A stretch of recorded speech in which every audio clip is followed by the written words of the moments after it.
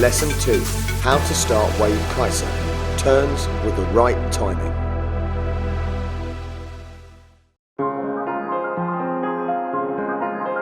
Almost all wave kitesurfing novices are intermediate or advanced kitesurfers who are coming from riding a twin-tip board. They can ride comfortably, ride upwind, ride toe side, which is also called switch. They can do at least basic transitions or change of direction, and many can perform jumps. Maybe they can even perform rotation jumps. For wave kitesurfing, you don't use a twin-tip board, but a directional wave board. Properly performed turns or carving transitions form the basis of wave kitesurfing. The technique for these types of turns, which you will later need to perform on your directional wave board, are so-called carving transitions. You need to practice 4 different carving transitions, and you can do this initially with your twin-tip board. So you can prepare to get into wave kitesurfing at your home spot, even if there are no waves. The 4 different carving transitions are carving transitions from hillside into switch and from switch into hillside. You need to be able to do both maneuvers from going on your strong side, so for instance with your left foot forwards, and on your weak side with your other foot forwards. This makes 4 maneuvers. On your strong side to the right and to the left, and on your weak side to the right and to the left. To perform carving transitions, you need to move and control your kite, and you need to steer your board through the turn. Timing is crucial for successful transitions. The timing to move your kite and to steer your board need to be carefully coordinated.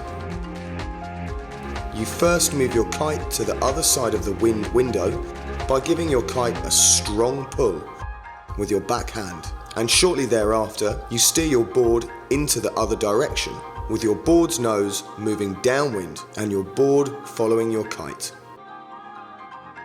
First you move your kite, then you follow your kite with your board. It may help to remind yourself during the maneuver, first the kite, then the board. In general, keep your kite low during the carving transition maneuver. Don't fly your kite over 12 o'clock from one side of the wind window to the other, but fly it low through the power zone. You might be worried about the power your kite will develop and that the kite will pull you off your board while flying through the power zone. But don't, because your board follows your kite and is pointed downwind during the maneuver. You will simply accelerate and ride it with some speed powerfully downwind through the maneuver. When you move your kite into the other side of the wind window, really try to give your kite one strong pull with your back hand. Learn how hard to make this pull so it is strong enough to fly your kite into the new position. A common mistake is to not pull your backhand strong enough and your kite flies back up to 12 o'clock. If this happens, you will overtake your kite and your carving transition will not be a smooth movement.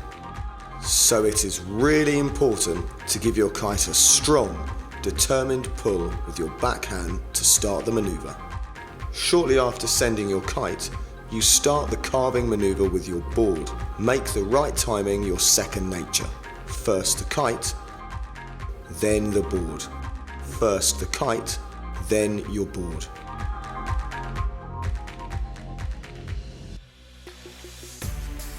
Once you have mastered the carving transitions on your twin-tip board to the left and to the right, both on your weak and your strong side, and once you have acquired some feeling for the timing, it is time to get used to the directional waveboard. Starting to ride the directional board is easy. You should be aware that your directional board has long fins, and they can break if they touch the ground. Therefore, walk knee-deep into the water before you get onto your board. Your directional board will feel a bit wobbly in the beginning, but you will quickly get used to this. Riding upwind is different. You don't ride the board on its edge like on a twin tip board, but on the fins. You will see riding upwind feels a lot more effortless than with your twin tip. You will have more weight on your front foot. This is different from riding your twin tip board, where you have more weight on your back foot. You will notice this when you ride your twin tip again, as you may nosedive your board.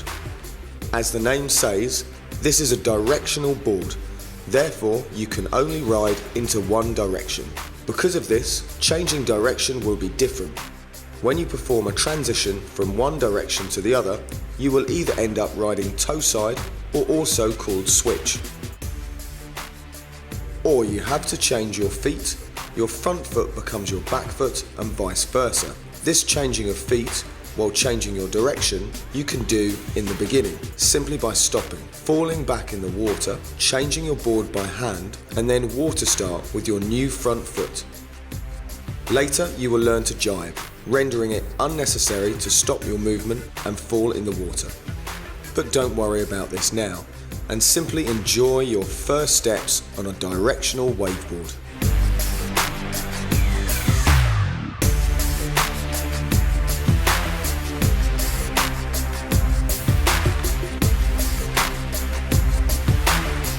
Like on your twin tip, you have 4 types of carving transitions on your directional waveboard. You can carve from hillside into switch, and from switch into hillside. Remember that timing is essential. First move your kite into the new direction, then turn your board's nose downwind to follow your kite, and thereafter turn it fully into the new direction. Remind yourself, first move your kite, then your board.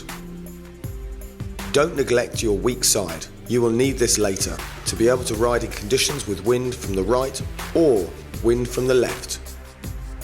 Practice both maneuvers on your strong and your weak side, so it is 4 maneuvers in total. Your waveboard has less drag in the water than your twin tip, so it is easier to fly your kite low during the carving transition, because when you fly your kite through the power zone, the increased power will simply accelerate you downwind, provided that your timing is right and you follow your kite with your board in a relaxed way. Once you get comfortable, add the carving transitions directly together, one after the other, and ride a nice smooth slalom line downwind. This should become a smooth, harmoniously flowing movement. When practicing this slalom maneuver and your turns, it is a great advantage if you are on a downwinder. You will go a significant distance downwind when you ride a slalom line, and it will be exhausting to ride back upwind. In particular, you will not really learn a lot while riding upwind, at least not towards your training goal. To learn smooth, elegant turns with the right timing, controlling your kite and steering your board while keeping the kite low. When you get back to the beach, remember that your board has some depth with its long fins. Stop a few meters before the beach in knee-deep water and fall back to prevent breaking your fins. Carry your board to the beach and enjoy the moment of mastering your entry into the magic and joy of wave kitesurfing. Summary.